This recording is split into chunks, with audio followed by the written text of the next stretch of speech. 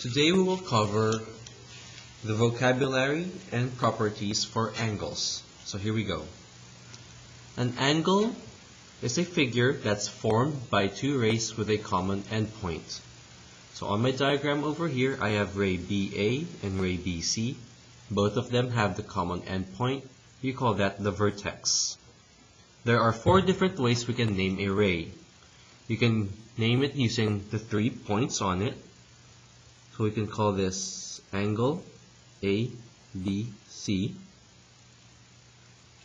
or angle C, B, A, or using the number angle 1 when we number our angles, or using the vertex angle B. Okay. However, do note that when you're using 3 letters, we have to follow the order of the letters. For example, if I have A, B, C right here, and I call it angle B, C, A, following the order of the letters, we connect the dots. So BCA is telling me that I start from B, going to C, going to A.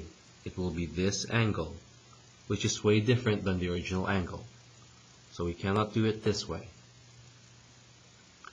Also, I want to point out, if you're using the one letter method, suppose I have 2 lines that intersect. Right here in the middle, I have A, B, C, D, E, and let's go ahead and number. That's angle 1, angle 2, angle 3, angle 4. If I were to just call it angle A, how would we know which one am I referring to? Because BAC, the right side, has A as the vertex. EAD, the left side, has A as the vertex. There's also EAB and DAC. All of them have A as a vertex. So when you have a picture like this, where multiple angles have the same vertex, we don't use this naming method. Okay. Next we have complementary. Complementary is when we have 2 angles that add up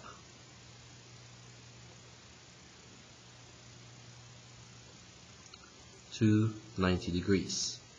So in my picture here, I have a 35-degree angle and a 55-degree angle. And we can tell 35 plus 55 does get me 90. So that makes them complementary. There's also a word complement. The complement of 55 is what's missing 55 plus what to get me 90. So the complement of 55 would be 30. Here's another example. Let's say I have an angle that's 75 degrees and we're asked to find the complement. When we say complement, 75 plus what gets me 90?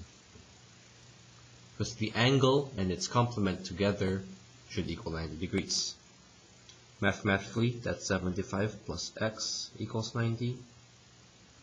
Algebra, solving for x, we subtract 75 on both sides to get x equals x equals 15. So that's the word complement. Next we have supplementary, which is when 2 angles that add up to 180 degrees. So in my picture, 120 plus 60, 120 and 160 together give me 180. That makes them supplementary. There's also the word supplement. What is the supplement of my angle? So just like complement, if I say supplement, for example, 120, what's the supplement of 120? In other words, 120 plus what gets me 180?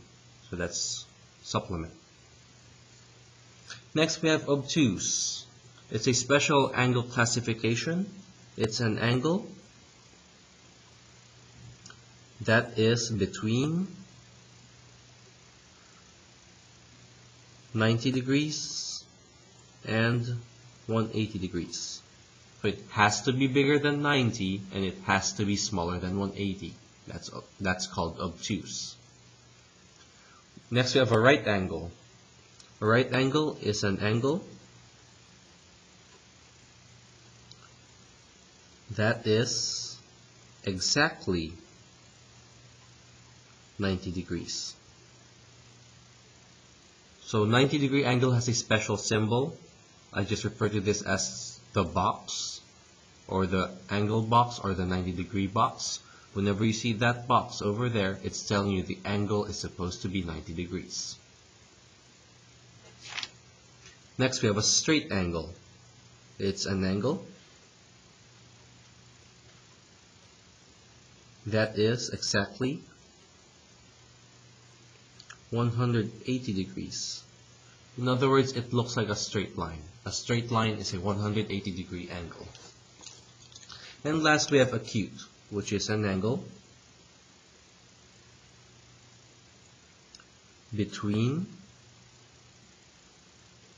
0 degrees and 90 degrees. So it has to be bigger than 0 and it has to be less than 90. We call that an acute angle. Let's flip over to the back. Now we have special angle pairs and properties. First one is a linear pair.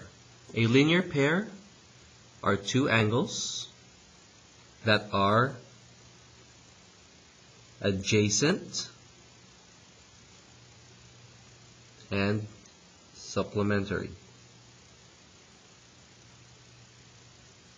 So we have two adjacent and supplementary angles. Supplementary meaning if I add them together, they should equal 180.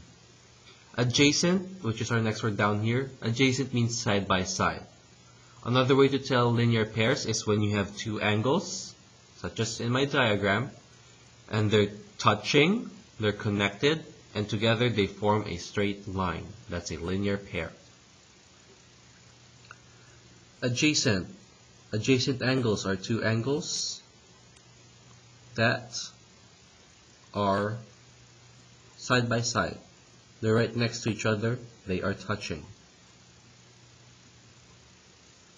So for example, angle 1 on the left and angle 2 on the right, they're touching and they share a common side. So this ray in the middle, both of them have that ray. That's what makes them touching, sharing that common side.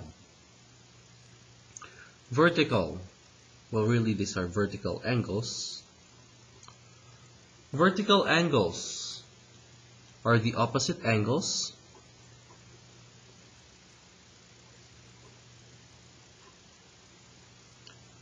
that are formed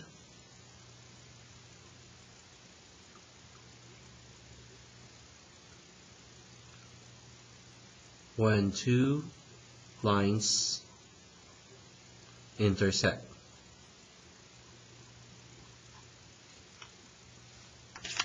So for example, I can have this line and that line. It forms an X. When you have two lines that intersect forming an X, angles on opposite sides, this angle and this angle, they're on opposite sides. One's on top, one's on the bottom. They are congruent. We call them vertical angles and they have to be congruent. So this angle right here on the right side and the one on the left side, they're vertical, opposite each other, and they have to be congruent. And that's what we have in the diagram. It's telling you measure of angle 1 on the left is equal to measure of angle 3 on the right. These two have to be the same. Congruent, we have heard that word before when we were going over segments. So for angles, it's when angles with the same measure.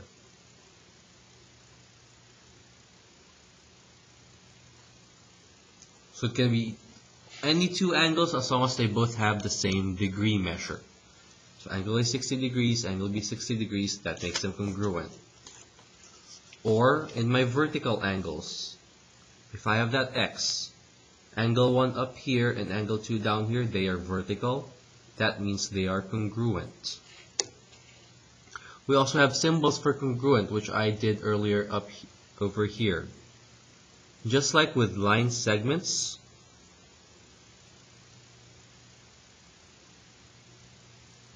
where we have that tick mark and that tick mark to indicate AM is congruent to MB, angles have a congruent symbol as well. So normally we do it with curves. This angle with the one curve is congruent to the other angle with the one curve. Or this angle with the two curves is congruent to this angle with the two curves. Or sometimes we can also do this. This angle with the curve and one tick mark is congruent to this other angle with the curve and the one tick mark. So the curves or curves with the tick marks tell you which angles are supposed to be matching. And last we have angle bisector. It's a ray that divides an angle into two congruent angles. Or as I would put it, it's a ray that cuts my angle into half. It cuts my angle into the two equal parts. So here it tells you BD is an angle bisector. We know it's an angle bisector because on the left ABD is 70 degrees and on the right DBC is also 70 degrees. These two are the same, so this must go right down the middle. It cuts it in half. So there you have our notes and our special properties and types of angle pairs.